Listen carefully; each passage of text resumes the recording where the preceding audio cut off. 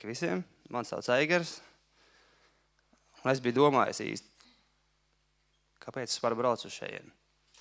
Tā sevī nevarēja atrast to īsto mērķi dzīvē, un tad, kad es pabiju ar jums vakar un aizvakar un šīs dienas kopā, principā es tikai atcerējos un sapratu to, ka es jau biju uz tā ceļa, tikai es no viņa jau biju atkāpies, tā kā vairāk uz apakaļ. Un es zinu to, ka Dievs ir ar mums, un viņš mūs mīl, un es mīlu Dievu tik ļoti, ka es vienkārši vēlos iet kopā ar viņu. Es zinu, es apzinos to, ka es iešu, paklupšu, kritīšu atkal, celšos, ka tas nebūs viegli, bet paldies jums, ka jūs atbalstat, ka šeit ir tā atmosfēra, tā vide, kas man arī ļoti, ļoti palīdz.